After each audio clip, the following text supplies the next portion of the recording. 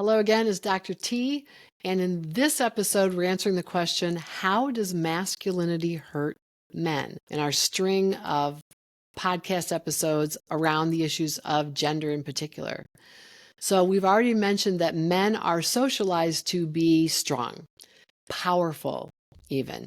To be a man is to be powerful. And part of that power is not showing weakness and not showing emotion. Denying physical pain, walk it off, you're not hurt, right? All of those things. Big boys don't cry, we say to kids when they're very young, to teach them all of this. So there's some very strict socialization that goes on around what it means to be a real boy or a real man. And so you grow up having to prove that, this idea of, are you a real man? And there is a sort of a narrow range of things that you can do to prove that. One of them is make lots of money.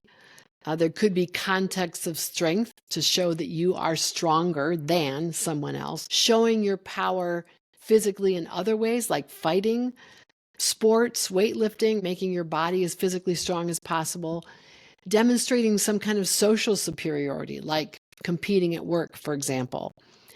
Sexual conquest is a way that men have proven that they are real men. And this is particular to heterosexual men, where proving that you are able to bed many women at a young age is even better. That proves that you're a real man. Holding your liquor in some social settings may be a way to prove that you're a real man. All of these things are things that men in various situations are pushed to do. And women do not face this. This idea of show me you're a real woman. It's just a foreign concept to women. Now, there may be some women who feel like in order to be a real woman internally, they need to be able to attract a partner, to attract a man, or they need to have a baby. Some women who really, really want to carry and give birth to a child and are not able to do so feel like they're not real women because they're not able to do that. But no woman goes up to them and says, you're not a real woman because you can't catch a man, or you're not a real woman because you can't have a baby. I've certainly never said that to anyone. I've never heard another woman in all of the all women contexts I've been in over the course of my 61 years. I've never heard someone say, prove to me that you're a real woman, or you're not a real woman. So this idea that you have to prove that you're a man is a pressure that men live with in our culture that women do not. And many women don't think about that cultural expectation that men live with.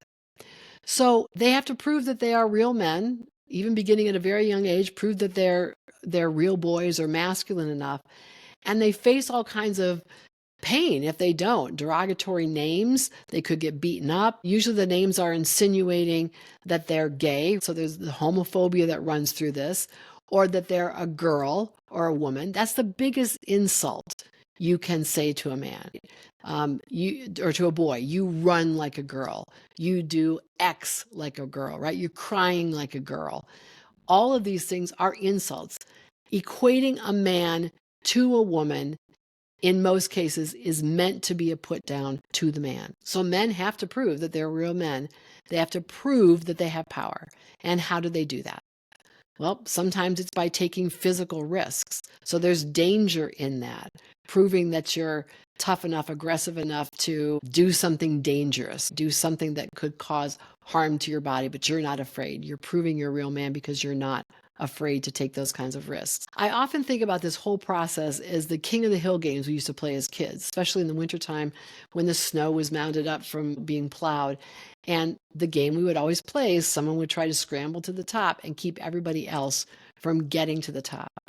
Now, the problem with that is once you get up there, then you have to fight everybody off. You have to constantly keep proving that you're the best. You have to keep pushing people back down because there's only room for one at the top. And so if this is your motivation, if you are culturally pushed and driven to prove yourself in some kind of way, how do you ever know you met the mark? How can you prove once and for all, definitively, that you are man enough? What does that mean? Does it mean you have enough power? And if so, what is enough power? So proving yourself, pursuing power can become your full-time job. It can become your main, if not sole purpose for living. So how do you ever have enough power? How do you ever have enough money? How do you ever have enough of anything that proves once and for all that you're a real man? And then, of course, along the way, we exact a huge cost from boys and men by shutting down their emotional display, by telling them from very early ages that, boys don't cry. I used to tell my students that that's the dumbest thing in the world. If boys really didn't cry, we would not have to tell them not to cry. We would not have to work so hard to keep them from crying, to keep them from showing their emotions. But we shut all of that down because emotions are associated with femininity and they're seen as weak. And therefore, real men, real boys don't show those emotions, except for one. There is one emotion that we do allow men to display, and that's anger. So you can't cry, but you can put your fist through a wall if you're not happy. We will allow that. Now, what's really interesting is that there's been a lot of media attention now on particularly younger men who are really distraught, really upset that they're not able to find female partners. They're not able to find someone who they can pair with and start a life and a family with and so on. And I think it may come down to this disjuncture between what society is asking of men in terms of who they're supposed to be a real man, and what many women really want in a partner. So maybe some women are attracted to these demonstrations of physical strength and social power and so on. But when it comes to sort of living your life, most women will tell you, this is what the research says, they want someone who's emotionally available, someone they can talk to, someone who will be a real partner and not try to demonstrate or enact power over them, but will share their emotional life with them. A man who will, and again, assuming a woman is looking for a man, right? I'm assuming heterosexuality here. But the idea that what we're telling men to do and to be isn't necessarily serving them very well in meeting the goals they say that they have for their lives. And so maybe it's time for us to rethink this. We know that these rigid ideas of masculinity and femininity harm women, because they're confined by this idea that they're weaker, they're less than, they're not as capable. We still haven't elected a woman as president of the United States. Has something to do with this idea that women are too emotional and too weak to do the job. But then men are also harmed by insisting that they repress all their emotions and pursue power at all costs. We really, at this point, would do well to recognize how similar we are, that the emotional makeup of men and women and being able to express a range of emotion is a human capacity, not something that's confined to one sex or one gender. And let people express the traits that seem natural for them, just like choosing a gender identity, right? I identify as man or woman, boy or girl, or maybe not.